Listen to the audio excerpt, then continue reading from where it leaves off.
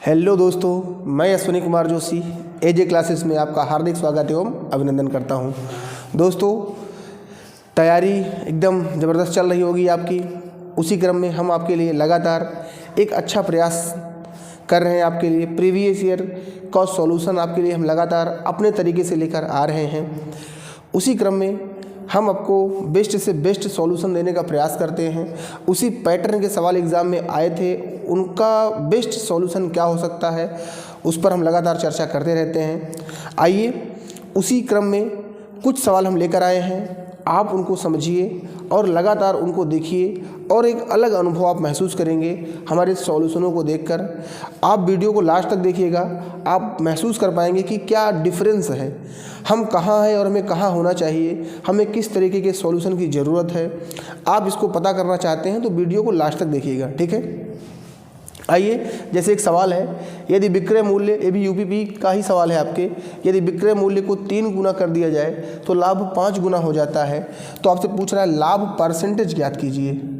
तो दोस्तों, ये सवाल लोग अलग अलग तरीके से बताते हैं, लेकिन एक छोटा सा कॉन्सेप्ट है। अगर आप उस कॉन्सेप्ट को जान लेंगे तो ये सवाल आप सेकंडों में कर सकते हैं। तो सवाल का कॉन्सेप्ट क्या है मेरे दोस्तों, आइए उसको समझते हैं। सवाल का कॉन्सेप्ट है, जैसे मान लीजिए आपने कोई चीज़ 100 रुपये में ख़रीदा है, ठीक है। उसको आपने एक बार बेचा 20% के लाभ पर।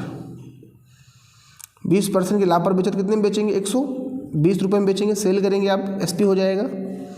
और उसी वस्तु को आपने एक बार 30% के लाभ पर बेचा, तब कितने में बेचेंगे मेरे दोस्तों, 130 में बेचेंगे, ठीक है। ये आपका SP2 हो जाएगा। तो दोस्तों, कॉन्सेप्ट क्या है कि यहाँ देखो विक्रय मूल्य का अंतर कितना आ रहा है। आप कहेंगे सर जी विक्रय मूल्य यहाँ 120, यहाँ 130, तो कितना आएगा, 10 आ रहा है। विक्रय मूल्य का अंतर कितना है, 10। और यहाँ पर देखिए लाभ हानि का अंतर कितना हो रहा है, यहाँ भी आप कहेंगे 10 ही है। यही छोटा सा कॉन्सेप्ट है यहाँ पर कि विक्रय मूल्य का अंतर लाभ हानि के अंतर के क्या होगा, बराबर होगा। अगर इस कॉन्सेप्ट को आप समझ जाएंगे तो ये सवाल आप चुटकियों में उड़ा देंगे, ठीक है। आइए देखते हैं। विक्रय मूल्य 3 गुना है, मतलब SP जो है आपका पहले 1 था, अब कितना हो गया है, 3 गुना होकर कितना हो गया है, 3 हो गया है। और आपका लाभ कितना हो गया, प्रॉफिट, पहले 1 था, अब कितना होने लगा, 5 होने लगा। विक्रय मूल्य 1 था, 3 हो गया, लाभ 1 से कितना हो गया, 5 हो गया। कॉन्सेप्ट क्या है कि विक्रय मूल्य का अंतर लाभ और हानि के अंतर के क्या होगा, बराबर होगा। तो इसका अंतर देखिए कितना है, इसका अंतर 2 है और इसका अंतर कितना है, 4 है। 5 और 1 का अंतर 4 है, 3 और 2 का अंतर 1 है। अब अलग अलग आ रहा है मेरे दोस्तों, तो इसको बराबर करना होगा। यहाँ 4 है, यहाँ 2 है, तो यहाँ हम अगर 2 से गुणा कर देंगे तो 4 बन जाएगा। और 2 से यहाँ गुणा करेंगे तो 2 से हर जगह गुणा होगा मेरे दोस्तों। तो 2 से गुणा होगा तो कितना बन जाएगा, देखिए 2 हो जाएगा। चलो इसको थोड़ा मिटा देते हैं आप।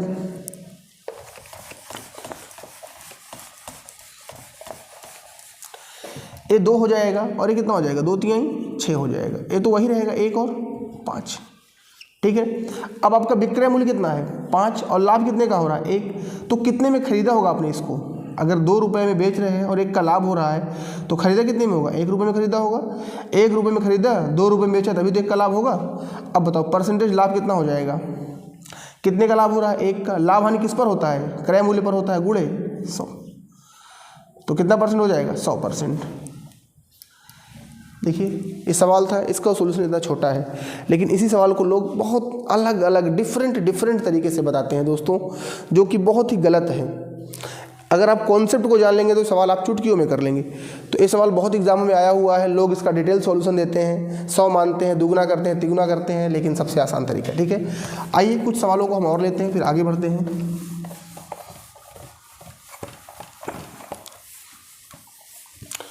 देखिए सवाल बहुत सारे हैं, लेकिन जिसमें टेक्निकलिटी होगी उसी को हम लेकर चलेंगे आगे। बाकी हम सवाल तो बहुत सारा करा सकते हैं, ठीक है। हम 5 सवाल 6 सवाल ही करेंगे, लेकिन जिसमें टेक्निकल टर्म होंगे उसी को करेंगे, ठीक है। जैसे एक सवाल देखिए, कह रहा है किसी वृत्त के व्यास को 2 गुना कर दिया जाए। किसी वृत्त के व्यास को 2 गुना कर दिया जाए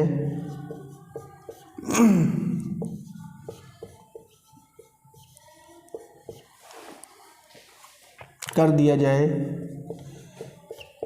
तो क्षेत्रफल पर क्या प्रभाव पड़ेगा। ऑप्शन है 2 गुना, 2 गुना हो जाएगा, 4 गुना है, 8 गुना है, 16 गुना है। ठीक है, आइए इसको भी सीखते हैं। कह रहा वृत्त के व्यास को 2 गुना कर दें। तो देखिए अगर अनुपात की बात करेगा, गुना गुनी की बात करेगा तो कोई दिक्कत है ही नहीं हमें। आप बताइए वृत्त का क्षेत्रफल होता कितना है।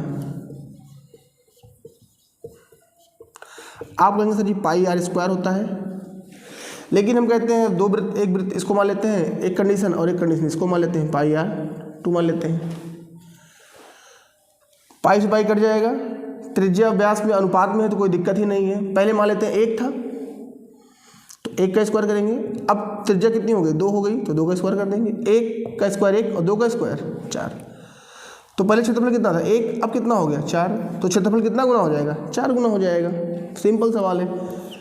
व्यास को 2 गुना करें चाहे त्रिज्या को 2 गुना करें, बात वही आएगी दोस्तों। इस बात को भी दिमाग में रखना, व्यास को 2 गुना करें चाहे त्रिज्या को 2 गुना करें, क्योंकि आप जानते हैं कि अगर 4 होगा तो यहाँ 4 होगा तो यहाँ 8 लिखना पड़ेगा। तो इन चीज़ों को डिफरेंट तरीके से समझना है कि चाहे त्रिज्या बोले चाहे व्यास बोले, अनुपात में है तो दिक्कत होगा ही नहीं। वैसे आप छोटा सा कॉन्सेप्ट है, इसको भी जान लीजिए। ए हमारी त्रिज्या होती है और यहाँ से यहाँ तक पूरा क्या होता है, व्यास होता है। अगर ये 4 होगा तो पूरा कितना हो जाएगा, 8 हो जाएगा। लेकिन अनुपात होगा तो बात तो बराबर रहेगी, कैसे भी करोगे उत्तर यही आएगा। ठीक है, आइए समझ, उम्मीद करेंगे समझ में आया होगा आपको। ठीक है, इसको समझिए। अब इसको मिटाते हैं, नेक्स्ट कॉन्सेप्ट पर चलते हैं। एक सवाल और लेते हैं आपके लिए, दमदार सवाल, अच्छे सवाल। ये तो प्रीवियस ईयर के सवाल हैं, आप एक अलग अनुभूति कर रहे होंगे इन चीज़ों को देखने के बाद। इन चीज़ों के सॉल्यूशन बहुत लेंदी हो सकते हैं, लोग तरह तरह से बताते हैं, लेकिन हमें बेस्ट सॉल्यूशन को पकड़ के रखना है। ठीक है, आइए एक सवाल और देखते हैं। एक सवाल अनुपात समानुपात का आया हुआ है, देखिए। चलिए सवाल परसेंटेज से पहले कर लेते हैं। कह रहा है 40 के वर्ग के 40% का चौथाई क्या होगा। बहुत सिंपल सवाल है। 40 का वर्ग, 40 का वर्ग का 40% का 1/4 हो गया। हल करेंगे इसको तो 40 का वर्ग मतलब कितना हो जाएगा 1600, 40 बटे कितना हो जाएगा 100 और गुणे 1/4, 2 जीरो से 2 जीरो कट गया, 4 से 4 कट गया, कितना आएगा 160 आएगा। तो इस प्रश्न का हमारा उत्तर कितना हो जाएगा, सिंपल सवाल 160। ये भी आपके एग्जाम में सवाल आया हुआ है। ठीक है, ये भी आपको समझ में आ गया होगा, कहीं दिक्कत नहीं होनी चाहिए। ये परसेंटेज का सवाल है, यूपीपी में आया हुआ है, प्रीवियस ईयर का सवाल है। आइए मिक्स करके एक सवाल और आया था, वर्क एंड टाइम का सवाल है, बहुत दमदार सवाल कहा जाता है इसको, उसको लेते हैं। देखिए क्या कह रहा है, क्वेश्चन है ए बी से दोगुना कुशल है, ए बी से दोगुना कुशल है,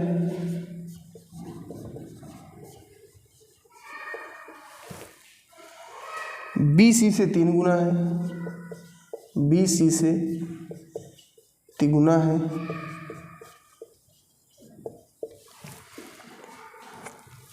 यदि सी 30 दिनों में काम करता है तो पूछ रहा है तीनों मिलकर, मतलब ए प्लस बी प्लस सी मिलकर काम को कितने दिन में कर लेंगे। कह रहा है ए बी से दोगुना है, कुशल है, बी सी से 3 गुना है, यदि सी अकेला 30 दिन में करता है तो तीनों मिलकर कितने दिन में काम को करेंगे। तो इसको भी लोग अलग अलग तरीके से बताते हैं, लेकिन सबसे आसान तरीका है कि आप इसकी कुशलता दे रखा है, मतलब ये क्षमता है। यहाँ जो कुशल दे रखा है क्या है, क्षमता है। और अगर ये कुशलता क्षमता है तो आपको एक चीज़ पता होनी चाहिए कि कार्य बराबर होता क्या है, काम बराबर होता क्या है, तो क्षमता गुणे समय। इस फार्मूले को अगर आप दिमाग में रखेंगे तो ये सवाल आसानी से लग जाएगा। और जो कुशलता देता है ये क्षमता होती है, एफिशिएंसी होती है मेरे दोस्तों। देखिए ए बी से 2 गुना है, ए 2 गुना है, अगर बी 1 होगा तो ए कितना होगा, 2 होगा। फिर बी कह रहा है बी सी से 3 गुना है, बी सी से 3 गुना है, अगर बी सी 1 होगा तो 3 गुना होगा। बराबर कर लो, यहाँ 3 यहाँ 1 बराबर नहीं है, तो इस 3 का गुणा यहाँ कर दो तो यहाँ भी हो जाएगा, और 1 का गुणा करोगे वही आएगा, तो 2 3 6 हो जाएगा, 3 हो जाएगा, 1 हो जाएगा। अब सारी कंडीशन फुलफिल कर रहा है, यही हमारी क्या हो जाएगी, क्षमता हो जाएगी। अब अकॉर्डिंग टू क्वेश्चन सी कितने दिन में कर रहा है, 30 दिन में कर रहा है, तो सी की क्षमता कितनी है, 1। पूछ रहा तीनों मिलकर कितने दिन में करेंगे, तो 6 3 9 1 10, तो कितने दिन में करेंगे, तो 0 0 कट जाएगा, तो डी कितना आ जाएगा, 3 1 कम, तो तीनों मिलकर कितने दिन में करेंगे मेरे दोस्तों, 3 दिन में करेंगे। ठीक है, समझिए इसको, कहीं दिक्कत होती है तो पूछिएगा। ठीक है, आइए समझ गए होंगे इसको, कहीं दिक्कत नहीं होनी चाहिए। लोग यहीं पर कंफ्यूज रहते हैं, बना ही नहीं पाते, इस अनुपात को भी लोग नहीं बना पाते। ठीक है, समझ गए होंगे, मिटाते हैं इसको, आते हैं नेक्स्ट क्वेश्चन पर।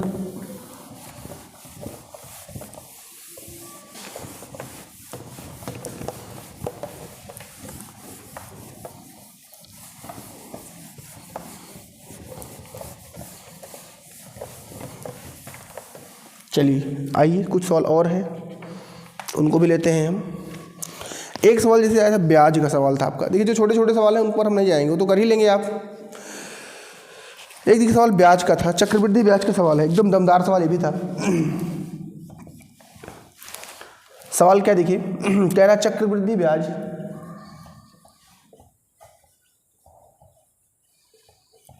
ब्याज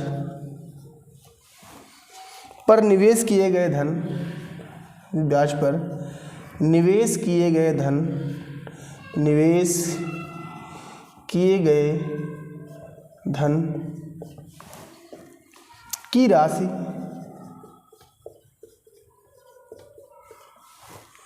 2 वर्षों में 1600 तथा 3 वर्षों में 1680 रुपये हो जाती है।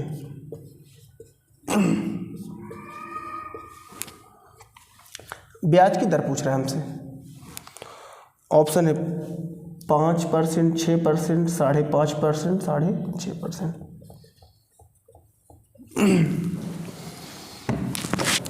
ये ऐसा सवाल है जो हर एग्ज़ाम में आता है इस तरह का, और लोग इसको लगाने में बहुत ज़्यादा कंफ्यूज रहते हैं, लगा ही नहीं पाते। ये सवाल बहुत इजी है। चक्रवृद्धि ब्याज की बहुत सारी परिभाषाएं हैं, लेकिन इसको लगाने का सबसे आसान तरीका जो है दोस्तों, बहुत एग्ज़ाम में आया हुआ है।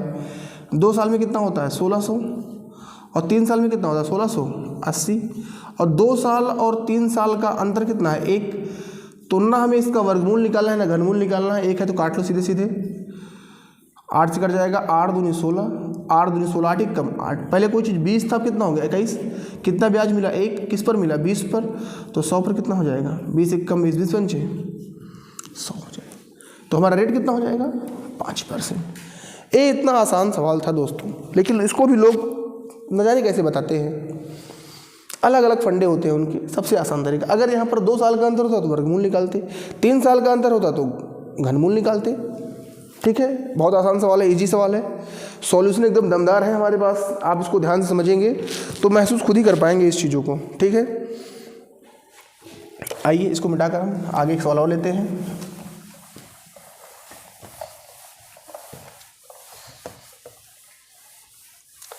देखिए चीज़ों को हमें लिखना भी पड़ता है, मिटाना भी पड़ता है, और हम उन सवालों को ही लाए हैं जो थोड़ा टफ माने जाते हैं, जिनको लोग करने कराने से डरते हैं। ठीक है, तो एक सवाल और देखते हैं कौन सा है। हाँ देखिए एक सवाल और है, कह रहा है 11 से विभाजित होने वाली 4 अंकों के योग और 13 से विभाजित होने वाले 4 अंकों की छोटी संख्या के योग का गुणनफल क्या होगा। तो ये सवाल है, कोई दिक्कत नहीं है यहाँ पर। कह रहा है एक सवाल और देखिए क्या है, वर्क एक सवाल है टाइम स्पीड डिस्टेंस का है। कह रहा है एक हवाई जहाज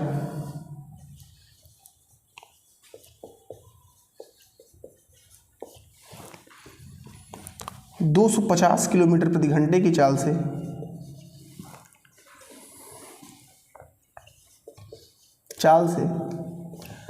4 घंटे में एक निश्चित दूरी तय करता है, एक निश्चित दूरी तय करता है। ठीक है, कह रहा है 1 घंटे 40 मिनट में, 1 घंटा 40 मिनट में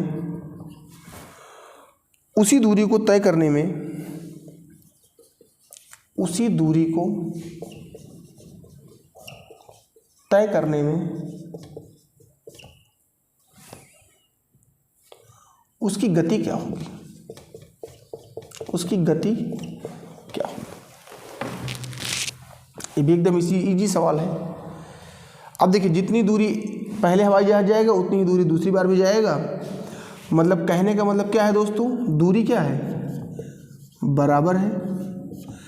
दूरी क्या है, बराबर है। पहली बार कितने 250 किलोमीटर प्रति घंटा के चाल से जाता है तो 4 घंटे में पहुंचता है। अब की बार पूछ रहा है चाल, क्योंकि दूरी बराबर आपको पता ही होगा क्या होगा, यहाँ लिख देते हैं आप कन्फ्यूज हो जाएंगे। चाल गुणे क्या होता है, समय होता है। तो अब की बार हम चाल मान लेते हैं, उसकी स्पीड है, स्पीड ही मान लेते हैं। और टाइम यहाँ घंटा है, इसको भी घंटा बना लेंगे। तो 1 घंटा पूरा प्लस 40/60 हो जाएगा। 2 दूना 4, 2 तिहाई 6, 3 एक कम 3 2 5, मतलब 5/3 हो जाएगा। इसी को हल कर लेंगे, हमारा उत्तर आ जाएगा। तो 5 से काटेंगे 5 25 और 5 50 के 100 और 200 और 200 गुणा 3 कितना हो जाएगा 600। तो उसकी स्पीड कितनी हो जाएगी 600 किलोमीटर प्रति घंटा हो जाएगी। अगर 250 की स्पीड से जाएगा तो 4 घंटे में तय करेगा, और 600 की स्पीड से जाएगा तो वही दूरी 1 घंटे 40 मिनट में वो आसानी से क्या कर लेगा, तय कर लेगा। ठीक है दोस्तों, उम्मीद करेंगे कि वीडियो आपको पसंद आया होगा, लास्ट तक आपने इसको देखा होगा और अलग अनुभव महसूस किया होगा। ठीक है, फिर मिलेंगे हम नेक्स्ट वीडियो में नेक्स्ट प्रैक्टिस सेट के साथ। उसमें के टफ सवाल जो थे आप में कमेंट बॉक्स में कर दीजिएगा, हम कमेंट बॉक्स में उसको सॉल्व करा देंगे एकदम ईजी वे में।